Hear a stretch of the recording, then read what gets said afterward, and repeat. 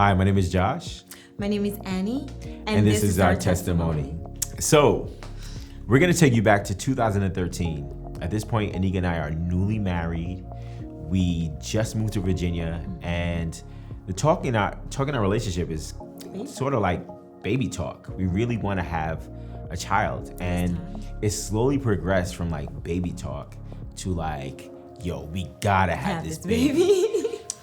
So we seeked out our options, and we went to different doctors, and they gave us different options that we tried, and it was just not working out for us.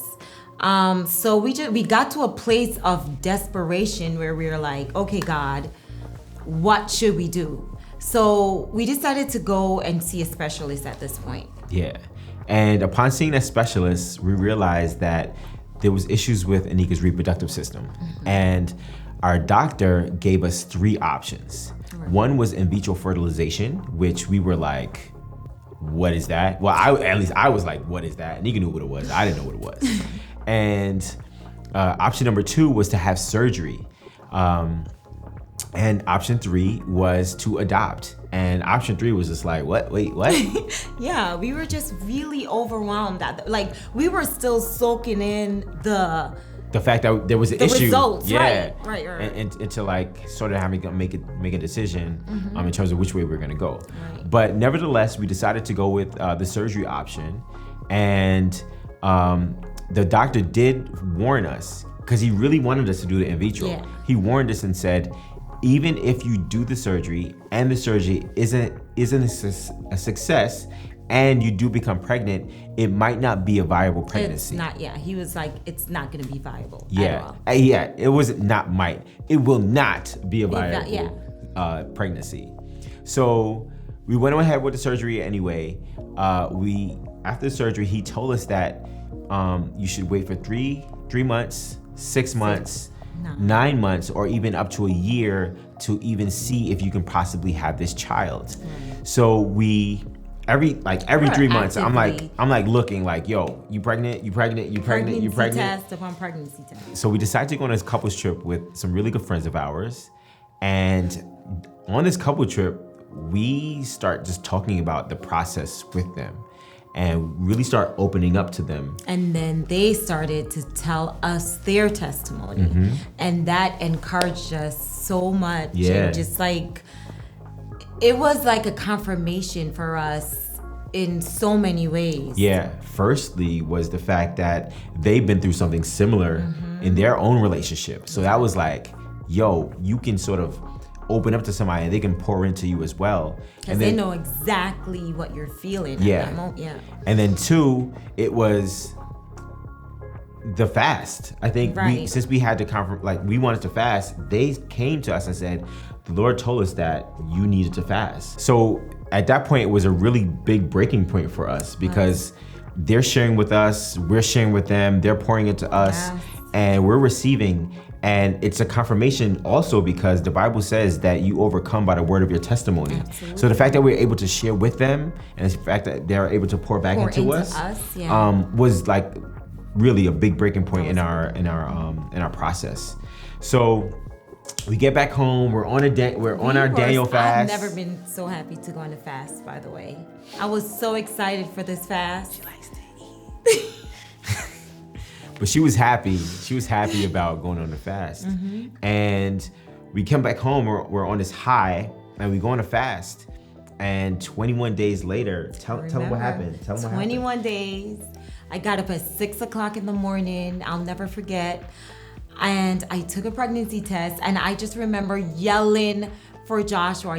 Joshua ran in. He looked at the test. It was positive, y'all.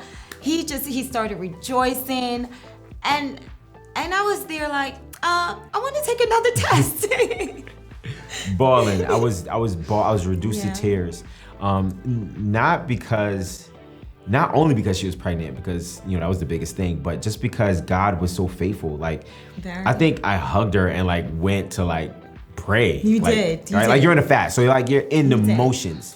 But it was just a point to rejoice. Yes. And honestly, I never thought about what the doctor said, which you were thinking about. Absolutely. That's the only thing I was thinking about. Yeah, remember, the doctor had told us that even if she gets pregnant, it probably won't. It will not be a viable pregnancy, right? So Anika's thinking about that. I'm rejoicing. So we call the doctor up. We tell him what's going on, and he tells us we got to come back to come see him in Virginia. So we fly back to Virginia. Anika's a worrywart, so she's worrying the whole time about. Because I want to make sure that my baby's good. Yeah, for sure, and it's important that the baby was good. But we went there, and I think we made him a believer. Yeah, we went there, and he did the examination, and he looks to the nurse, and he says, he sends her for my file. And he's going through my file, and he's just like, his face is in shock, like, how? And I was like, I remember responding, I said, Doc, it's God. Yeah.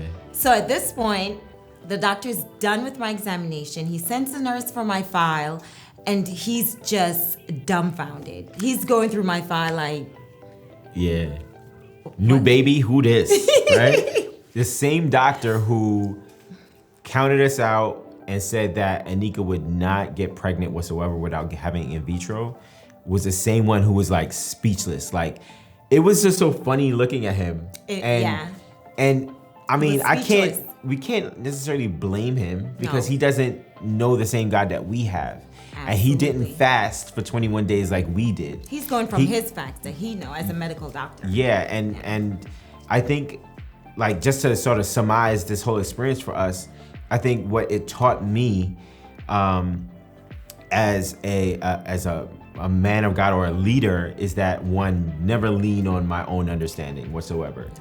Number two, I need to always remind God of his own promises. Yes. And last but not least, as the Bible says, we overcome by the word of our testimony. And that means sharing with people who that you trust and that can pour into you.